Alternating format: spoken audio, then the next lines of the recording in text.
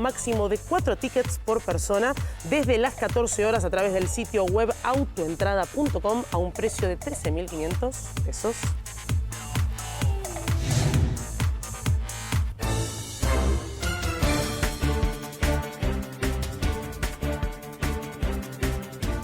Y hablábamos recién de las masivas manifestaciones que se vivieron ayer en Francia por las protestas en contra de la reforma jubilatoria que impulsa Macron. Y allá en París está nuestro compañero Juan Dillon. Juan, buen mediodía, ¿cómo andás?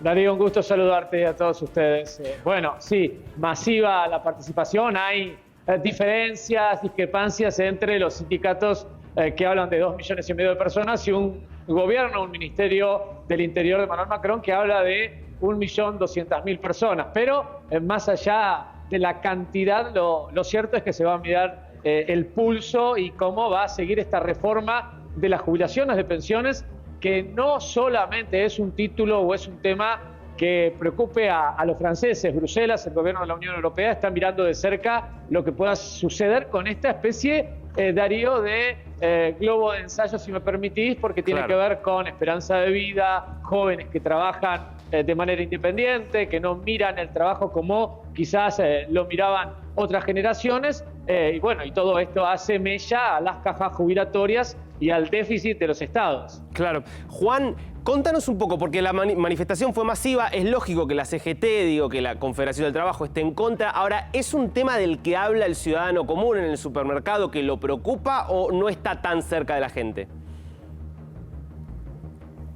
Sí, incluso ha sido una movilización transversal, si se puede decir, en el día de ayer, porque tenías obviamente personas que están en actividad, trabajando y que ven de cierta manera ciertos derechos vulnerados, obviamente por la reforma, pero también muchos jóvenes que no están en actividad y que piensan que esta reforma va en contra de posibles jubilaciones. Estamos hablando de dentro 40, 43 años de cotización o de aporte, como dispone esta ley. Así que, a ver, si vos mirás los cálculos o las encuestas de los principales medios de sondeo de aquí de Francia, hablan que 7 de cada 10 franceses entienden que tiene que haber una reforma, que no va más porque la vida laboral, la vida social, la longevidad hace que haya que buscar otras fórmulas. Ahora, 6 de cada 10 franceses no quiere la reforma de Emmanuel Macron, que además hay que decir, ya entró a comisión a la Asamblea Nacional, ya se está discutiendo y el gobierno, a través de la primera ministra Elisabeth Borne, ha dicho,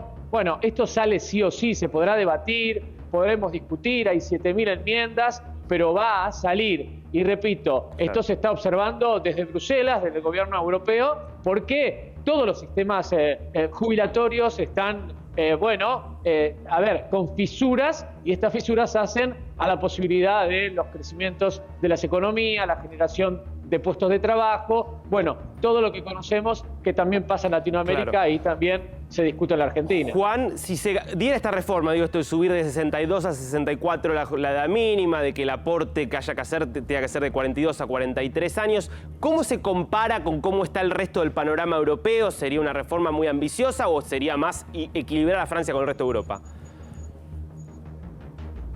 Sí, básicamente lo que dice, sobre todo los datos de la OCDE, dicen que sería equilibrar con el modelo europeo. España está en una condición similar y le está exigiendo los 27 o el resto de la Comisión Europea, le está exigiendo también una reforma a Pedro Sánchez, parecida aquí a la de Emmanuel Macron, pero además ha planteado el propio ministro de Finanzas, que es una de las figuras quizás que puede suceder a Emmanuel Macron, estamos hablando de Bruno Le Maire, le dijo a los franceses, tengan previsto que esta no va a ser la última reforma, esta es otra reforma y seguramente dentro de algunos años vamos a tener que hablar de distintas posibilidades a un mundo en lo laboral, en lo social, absolutamente disruptivo y que necesita de la política de los estados situaciones obviamente nuevas, discusiones nuevas. Y eso es lo que intenta plantear también Emmanuel Macron, hasta ahora sin suerte.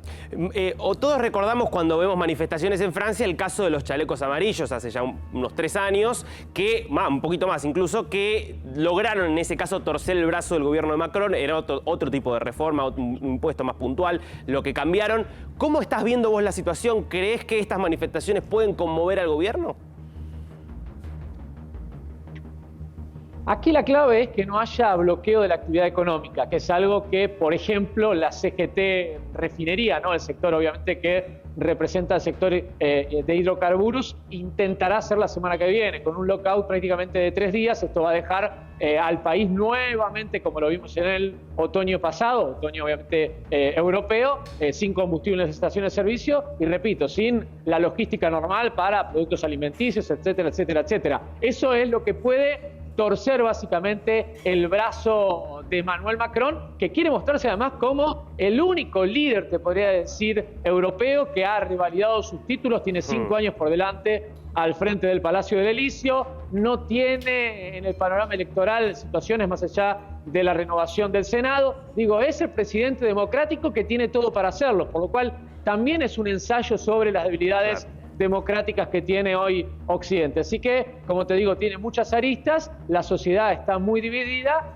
y esto hace caldo de cultivo a los sectores tanto de extrema derecha como a los sectores populistas que utilizan y se montan en este tipo de protesta para los incidentes que generalmente vemos. El último detalle, no llega Emmanuel Macron al segundo quinquenio diciendo algo distinto a lo que había prometido. Ya lo había intentado en los 5 primeros años y lo vuelve a intentar. Así que, repito, es una pulseada también frente a un presidente que en campaña prometió lo que ahora está haciendo. Clarísimo, me quedo con esto que decís, que es un globo de ensayo para lo que pueda pasar en el resto de Europa y también en el resto del mundo. Gracias, Juan, siempre muy completo. Sí. Te regalo un dato. Dale. Un dato muy cortito que es muy interesante para la Argentina.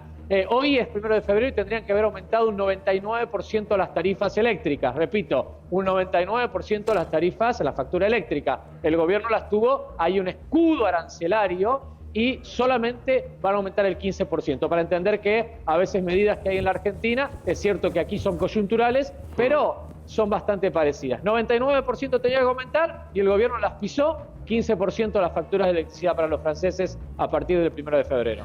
Clarísimo, Juan. Gracias, abrazo.